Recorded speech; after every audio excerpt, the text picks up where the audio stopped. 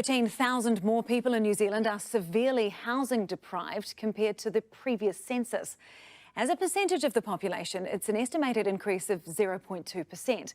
But there are large disparities between ethnicities, abilities and your postcode. Laura Tupor reports. Cyclone Gabrielle wreaked havoc just before the 2023 census was scheduled to be taken. And for Gisborne, the wild weather event exacerbated an area that was already experiencing relatively high rates of homelessness. There's a chronic problem in terms of some very inadequate kind of housing, places without kind of electricity, etc. And so it's likely that the severe weather events have compounded it. Joining Bulla, that was also pummeled by poor weather, to top the housing deprivation stats by area.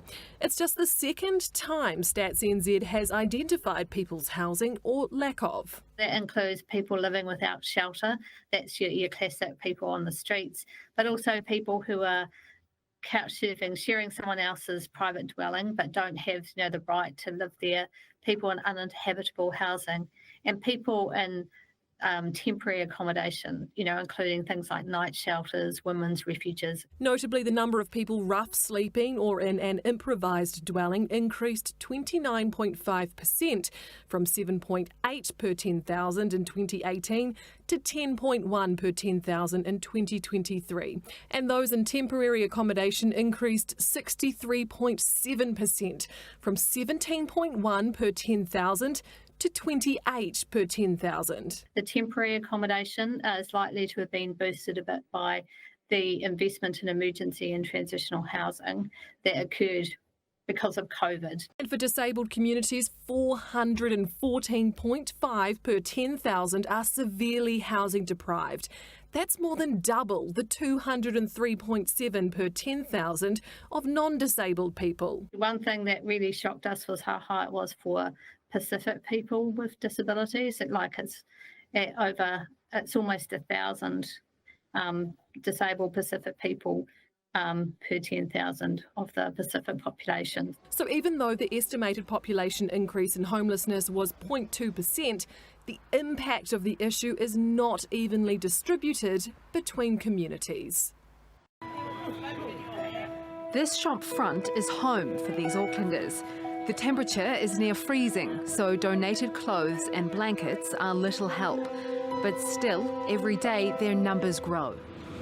There's just too many people that are coming out to the streets now, and it's becoming the thing now. Homelessness is what everyone's coming into now. Hariata sleeps in this square, ironically called the Corner of Hope. She's been here for almost a year. If I could get a home, I would have my children. I would have my family. A recent report using OECD figures found New Zealand has the highest rate of homelessness per capita in the developed world, with 40,000 homeless. Another study found 1 in every 100 Kiwis are either sleeping in the streets or in substandard accommodation, like Te Aroha. My 9-year-old and 6-year-old sleep here. Te Aroha and her 10 children have been sharing this one-bedroom motel room for 5 months, stuck on the growing government register for affordable social housing. We've got no home. We shouldn't be in this situation. It's not the land of milk and honey. It's not even the land of milk. The government is spending $100,000 a day on motels. They call it emergency accommodation.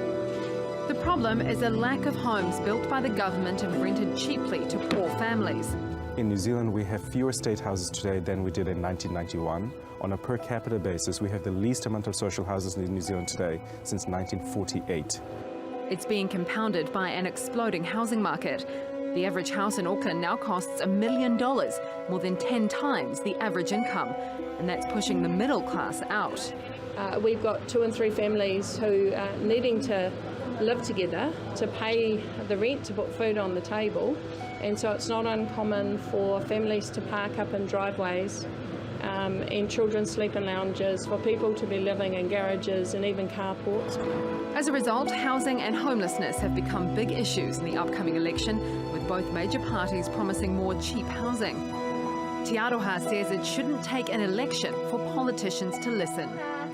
Kim Vanel, TRT World, Auckland, New Zealand.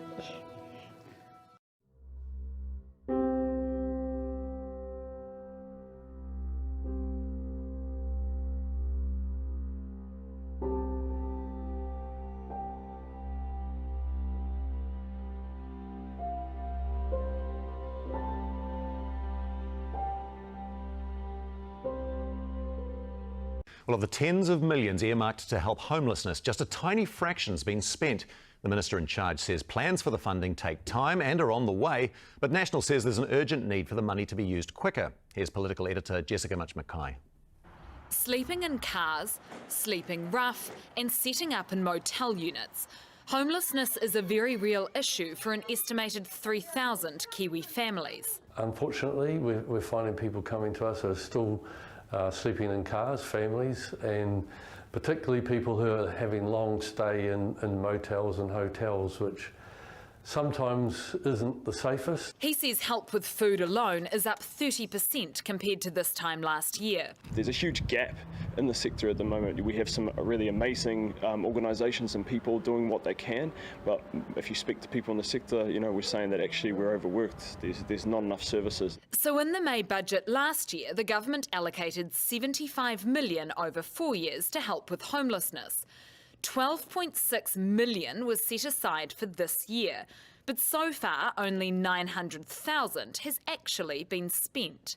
About 1.3% of the money. It's staggering incompetence. The minister says the money is on the way. I've spent the past 2.5 years working tirelessly with them to plan to make sure we get the money to where it needs to go, and that is absolutely on track. For example, in December, the minister announced $25 million for Māori support services, but the contract won't be finalised until July. And she says some of the new initiatives need time to be designed. We have committed to doing things differently, and the community has been very clear about that. I think the government is obsessed with bureaucracy. There's all these programs, all these forms that have to be filled out. We should be getting money to the front line. Those on the front line want urgency. This is a crisis. We need to start treating it that way. Some calling for swifter action from those in Wellington. Jessica Mackay, One News. Radio TV.